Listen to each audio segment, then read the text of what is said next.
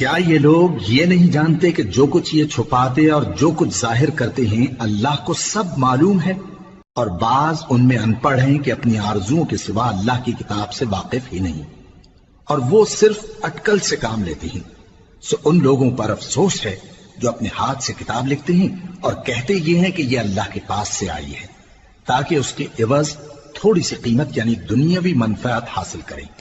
سو ان پر افسوس ہے اس لیے کہ بے اصل باتیں اپنے ہاتھ سے لکھتے ہیں، اور پھر ان پر افسوس ہے اس لیے کہ ایسے کام کرتے ہیں، اور کہتے ہیں کہ دوزخ کی آگ ہمیں چند روز کے سوا چھو ہی نہیں سکے گی۔ ان سے پوچھو کیا تم نے اللہ سے اقرار لے رکھا ہے کہ اللہ اپنے اقرار کے خلاف نہیں کرے گا؟ یا تم اللہ کے بارے میں ایسی باتیں کہتے ہو جن کا تمہیں مطلق علم نہیں؟ ہاں کیوں نہیں، جو برے کام کرے اور اس کے گناہ ہر طرف سے اس کو گھیر لیں تو ایسے لوگ دوزخ میں